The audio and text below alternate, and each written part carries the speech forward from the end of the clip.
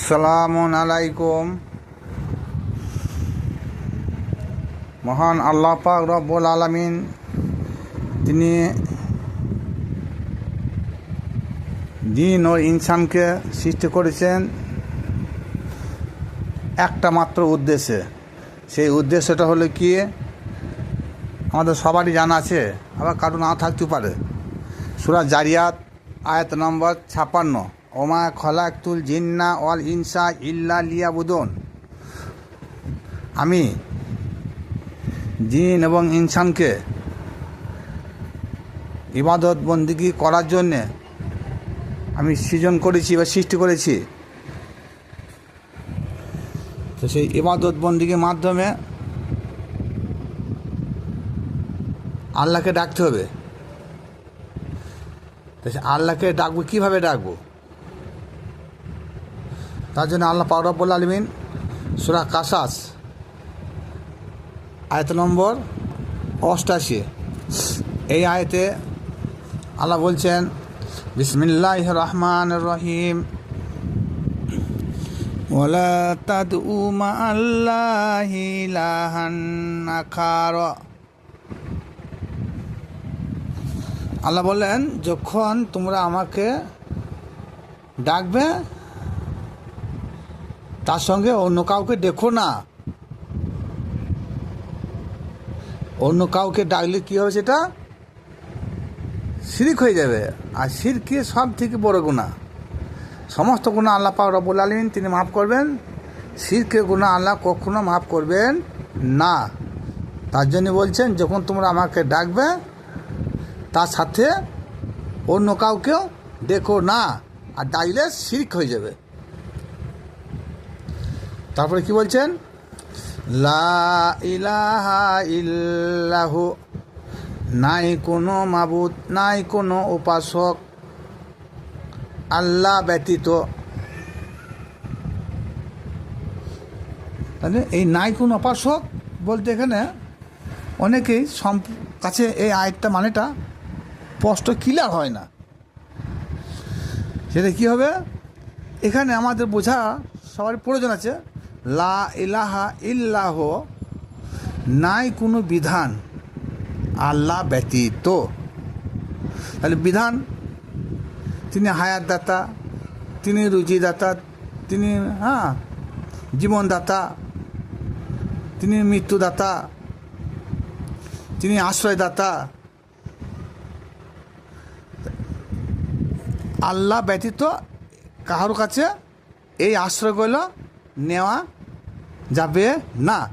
তাই সর্বদাই আমাদের উঠতে বসতে খেতে শুতে 24 ঘন্টা হায়াতে জিন্দিগি পর্যন্ত যে আমাদেরকে আল্লাহ পাক রব্বুল আলামিন সৃষ্টি করেছেন, সেই আল্লাহ এক অদ্বিতীয়, লা শরীক, শরীকবিহীন। তিনি স্রষ্টা আর আমরা হলাম সৃষ্টি। সেই সৃষ্টি একমাত্র সমস্ত রকমের জীবন বিধান আল্লাহর উপরে আমাদের ভরসা বা তাকওয়া করে থাকতে হবে। আর সেই অবস্থায় যখন আমরা আল্লাহকে ডাকবো বা আল্লাহ কোনো ইবাদতবন্দি করব, তখন আমাদের আর শিরক হবে না। এরপরে আল্লাহ কি বলছে দেখুন, কুল্লু শাইইন হালিক, কুল্লু শাইইন হালিকও। এই যে হালাক শব্দ থেকে হালিক হয়েছে, হালাক শব্দ অর্থ হচ্ছে ধ্বংস বা বিলীন হয়ে যাওয়া।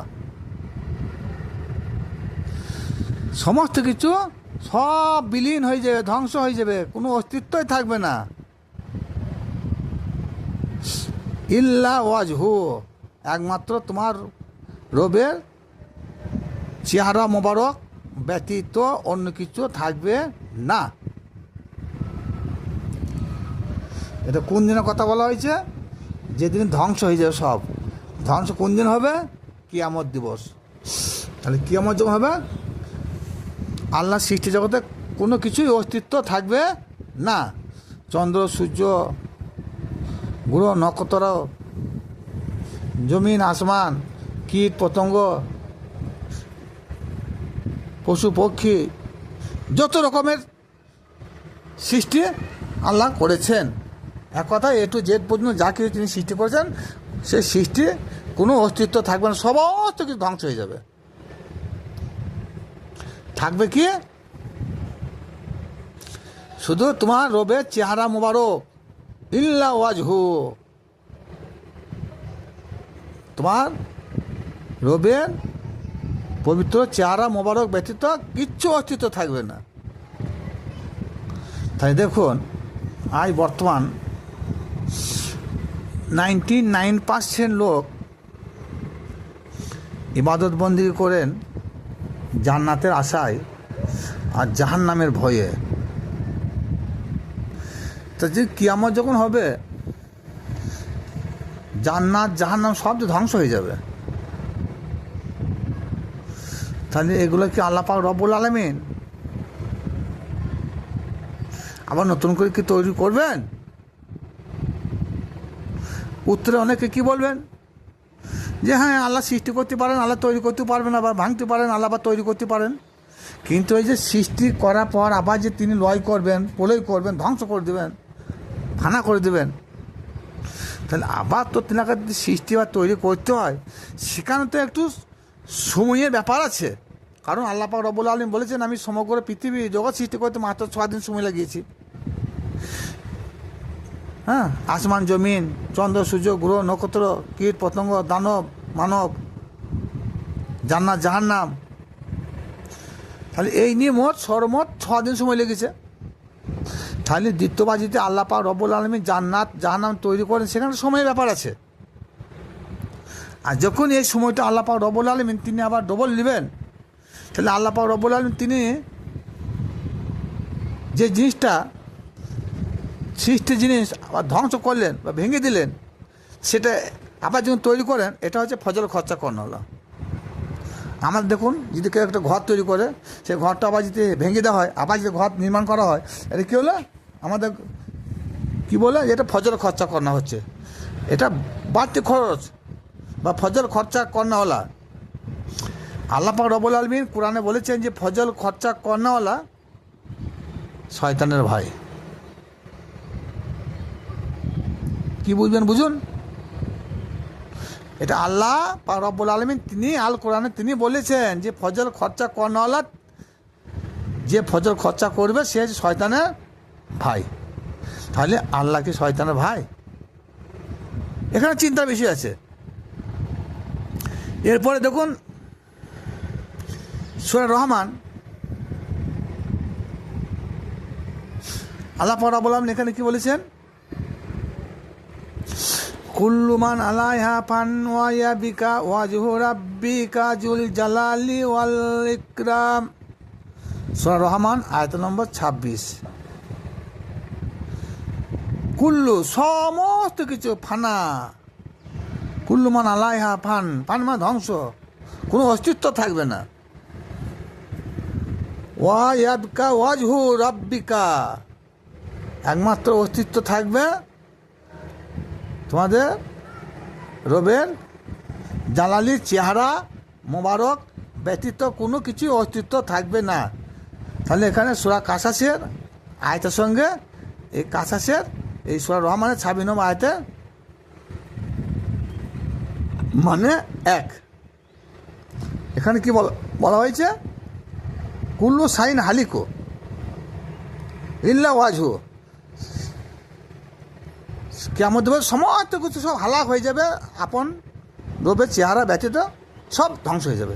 সূরা রহমানও তাই বলেছেন, সমস্ত কিছু ফানা হয়ে যাবে, তোমাদের রবের জালালি চেহারা মোবারক ব্যতীত কিছুই অস্তিত্ব থাকবে না। তাহলে আল্লাহ পাক রব্বুল আলামিন যে তিনি থাকবেন, তার আগে এখন তিনি কোথায় আছেন? তিনি এখন কোথায় আছেন সেই জায়গাটা আমাদের জানা দরকার। তিনি তো বলেছেন যে আমি তোমার শাহরগের মধ্যে আছি, আমি তোমাদের মধ্যে আছি, তোমরা কি তাকিয়ে দেখো না আমি তোমাদের শাহরগের মধ্যে রয়েছি।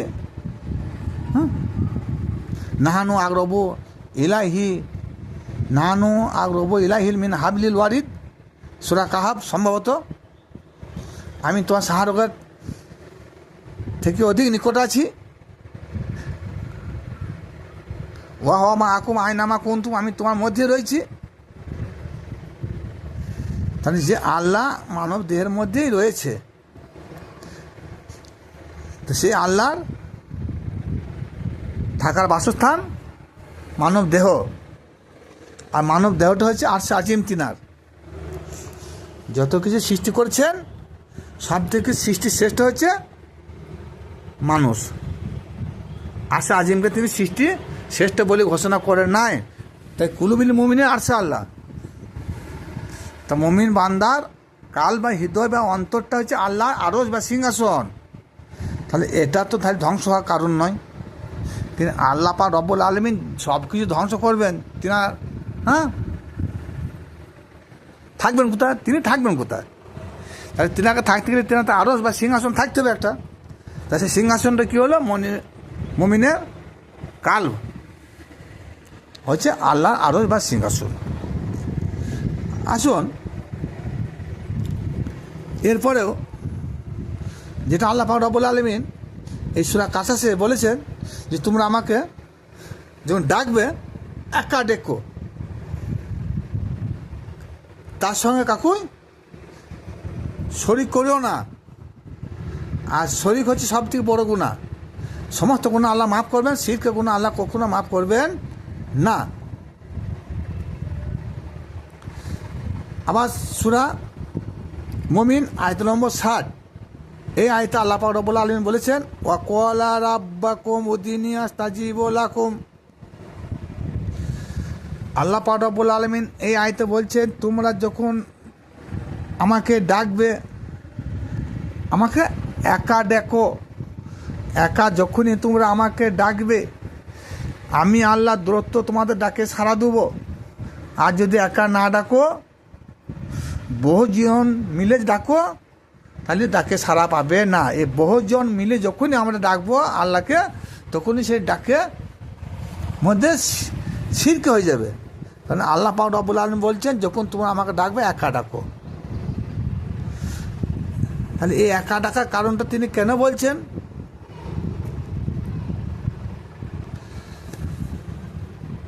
আল্লাহ পাক সূরা জারিয়াতে বলেছেন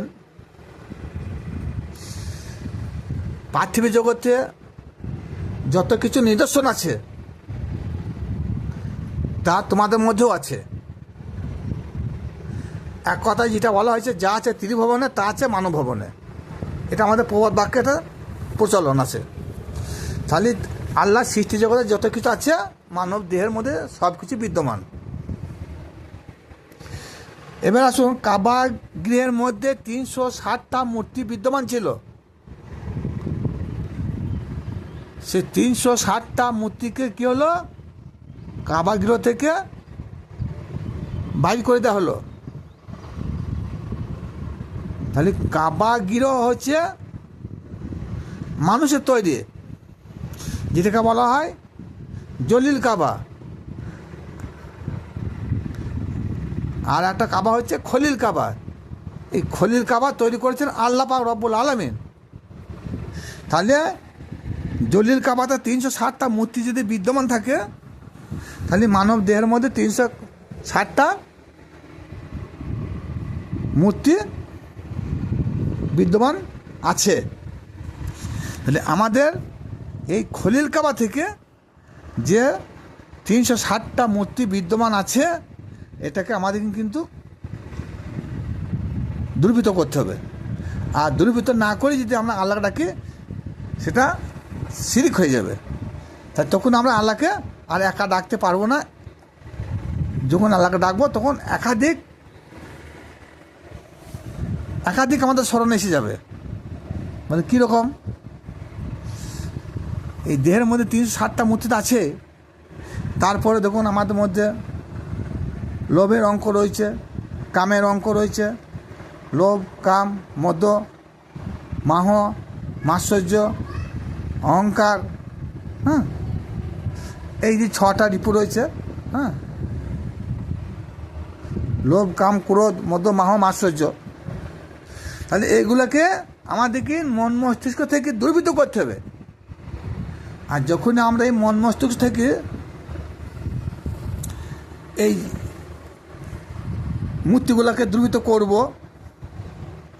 তখনই আমাদের যখন আল্লাহকে ডাকবো আমরা, তখন আল্লাহকে একা ডাকা হবে। তাহলে আল্লাহকে যে আমাদের একা ডাকতে হলে কী করতে হবে? আমাদের খান্নায় মুক্ত হতে হবে। এই খান্নায় মুক্ত যখনই আমরা হয়ে যাব না, তখনই আমরা আল্লাহরই ইবাদত বন্দেগী সঠিকভাবে করতে পারবো, নচেত না। তাহলে আমাদেরকে খান্নায় মুক্ত করতে হলে কী করতে হবে? খান্নায় মুক্ত করতে হলে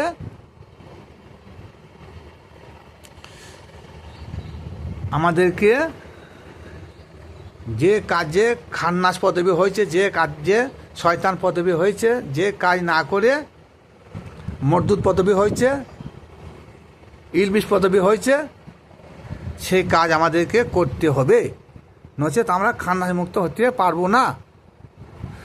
শয়তান, ইবলিশ, মরদুদ, খবিস একই ব্যক্তি, কিন্তু কর্ম আলাদা। কিন্তু এই খান্নাস মুক্ত বা শয়তান, ইবলিশ, শয়তান মুক্ত হতে হলে আমাদের কী করতে হবে? যে কাজ ইবলিশ, শয়তান করে না, সেই কাজ আমাদের করতে হবে। আর ইবলিশ, শয়তান সমস্ত কিছু কাজ করেছেন, সমস্ত কিছু ইবাদতবন্দি করেছেন, এত ইবাদতবন্দি করেছেন, সপ্তম জমিন আসমানে এমন কোনো সৃষ্টি জগতের এমন কোনো প্রাণী তার নাই আল্লাহর যে আজাজিল মতন ইবাদতবন্দিকে করেছে, কিন্তু তিনি একটা হুকুম না মানার জন্যে শয়তান, ইবলিশ, শয়তান পদবী গ্রহণ করেছেন। তো সে কী কারণ? সেই কারণটা হলো অহংকারে বশভূতিতে আদমকে সিদ্ধা করে নাই। তা সুতরাং আমাদেরকে খান্নায় মুক্ত হতে হলে আদম কাবায় সিদ্ধা করতে হবে। আর আদম কাবায় যদি সিদ্ধা না করি, তাহলে শয়তান মুক্ত হতে পারবো না। আর শয়তান সমস্ত কিছু করেছে, কিন্তু একটাই করতে পারে না, সেটা হলো আদমকে সিদ্ধা। যখন আমরা আদমকে সিদ্ধা করি, আল্লাহর ইবাদত বন্দি করব, সেই সিদ্ধাটাই আল্লাহর সিদ্ধা হবে। আর সেই ইবাদত বন্দিকে আল্লাহ পাক রব্বুল আলামিনের দরবারে গ্রহণযোগ্য হবে। তার আগে আমাদের কোনো ইবাদত বন্দিকে আল্লাহ দরবারে গ্রহণযোগ্য হবে না। তাহলে আমাদের ইবাদত বন্দি করতে হবে। এরপরে আর একটা বিষয় হলো, আমাদের ইমানের প্রথম ধাপ হলো কলমা তৌহিদ। কলমা তৌহিদ হচ্ছে লা ইলাহা ইল্লাল্লাহ।